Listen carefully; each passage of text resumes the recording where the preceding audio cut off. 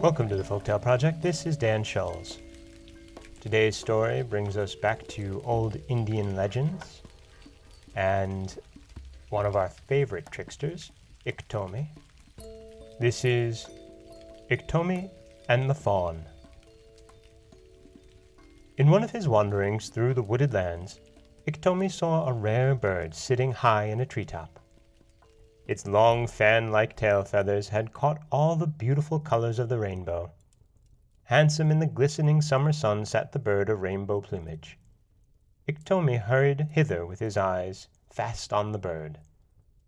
He stood beneath the tree, looking long and wistfully at the peacock's bright feathers.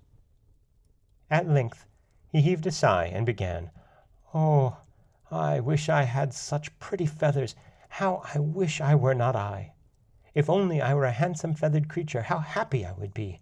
I'd be so glad to sit upon a very high tree and bask in the summer sun like you."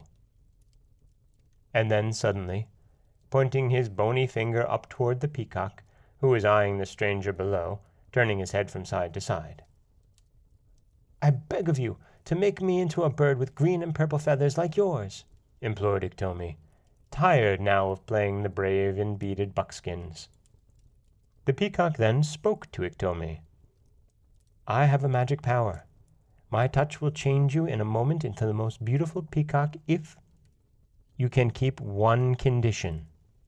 "Yes, yes!" shouted Iktomi, jumping up and down, patting his lips with his palm, which caused his voice to vibrate in a peculiar fashion. "Yes, yes, I would keep 10 conditions if only you would change me into a bird with long, bright tail feathers. Oh, I am so ugly. I am so tired of being myself. Change me, do."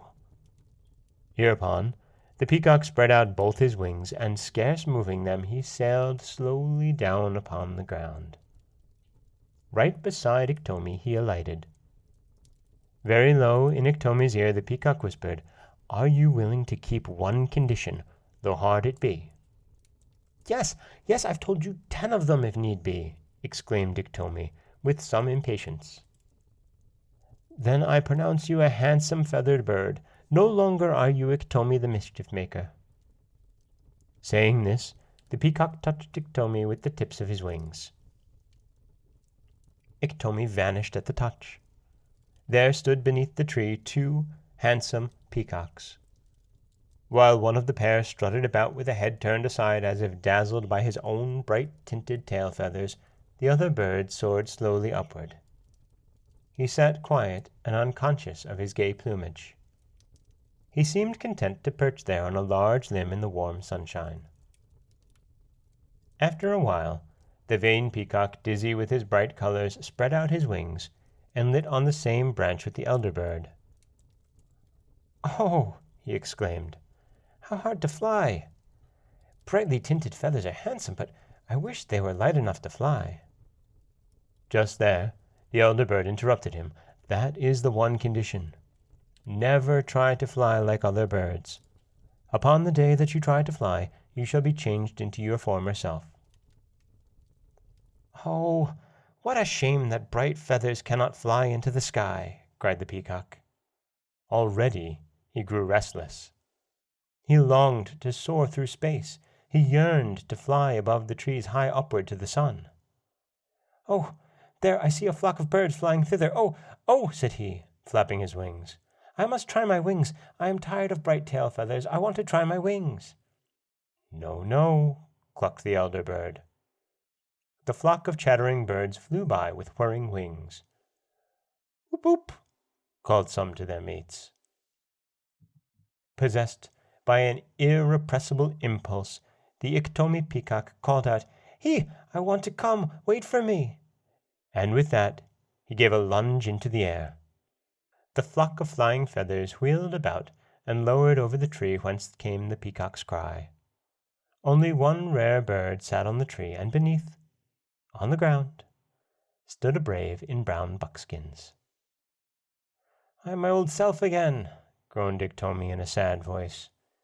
"Make me over, pretty bird. Try me this once again." He pleaded in vain. Old Iktomi wants to fly. We cannot wait for him, sang the birds as they flew away. Muttering unhappy vows to himself, Iktomi had not gone far when he chanced upon a bunch of long, slender arrows. One by one they rose in the air and shot a straight line over the prairie. Others shot up into the blue sky and were soon lost to sight. Only one was left. He was making ready for his flight when Iktomi rushed upon him and wailed, "I want to be an arrow. Make me into an arrow. I want to pierce the blue overhead.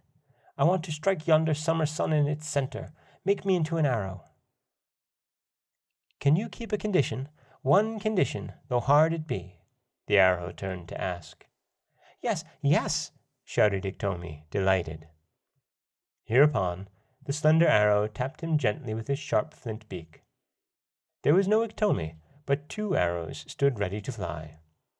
"Now, young arrow, this is the one condition. Your flight must always be in a straight line. Never turn a curve nor jump about like a young fawn," said the arrow magician.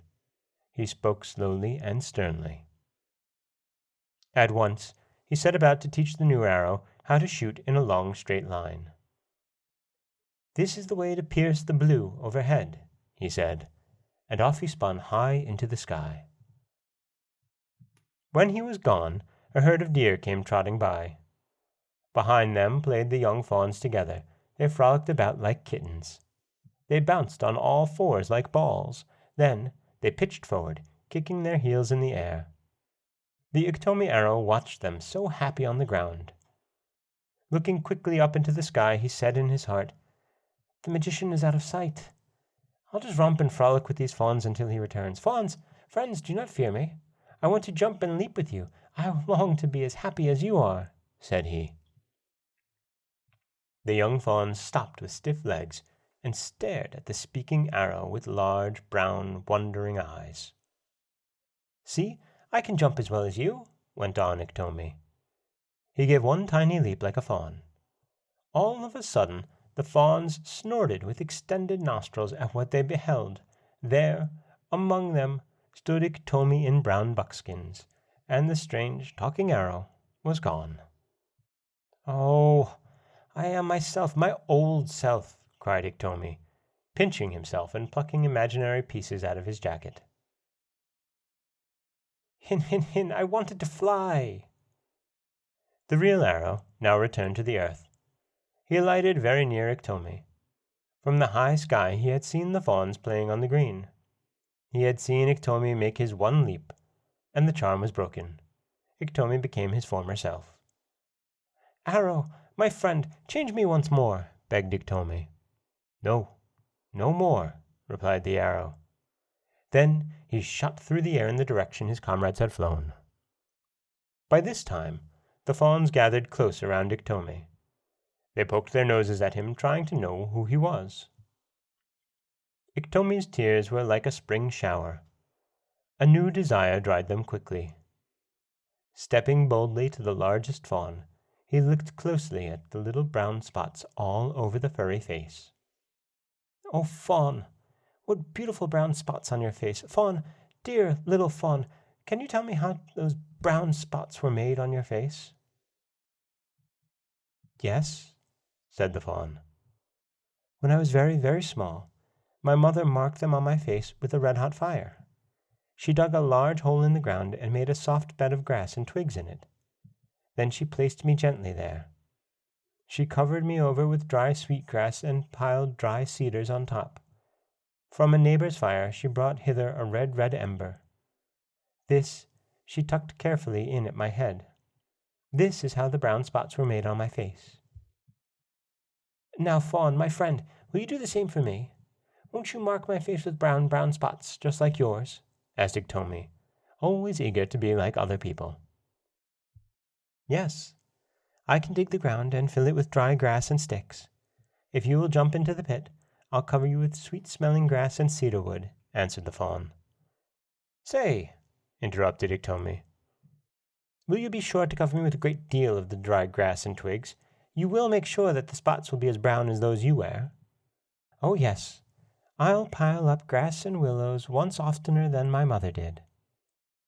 "Now, Let us dig the hole, pull the grass, and gather sticks, cried Iktomi in glee. Thus, with his own hands, he aids in making his grave. After the hole was dug and cushioned with grass, Iktomi, muttering something about brown spots, leaped down into it. Lengthwise, flat on his back he lay. While the fawn covered him over with cedars, a far-away voice came up through them. Brown, brown spots to wear forever. A red ember was tucked under the dry grass. Off scampered the fawns after their mothers, and, when a great distance away, they looked backwards. They saw a blue smoke rising, writhing upward till it vanished in the blue ether. "Is that Iktomi's spirit?" asked one fawn of another. "No, I think he would jump out before he could burn to smoke and cinders," answered his comrade. And that is the story of Iktomi and the Fawn, from old Indian legends. This is Dan Scholes for the Folktale Project. Don't forget that you can subscribe to the podcast on Apple Podcasts, Stitcher, Overcast, Google Play, anywhere that you like to get your podcasts. You can also follow us on Twitter at Folktale Project. You can find us on Auto Radio, TuneIn Radio, and iHeartRadio. And you can always head over to folktaleproject.com, where you'll find a new story waiting for you every weekday morning. Thanks for listening.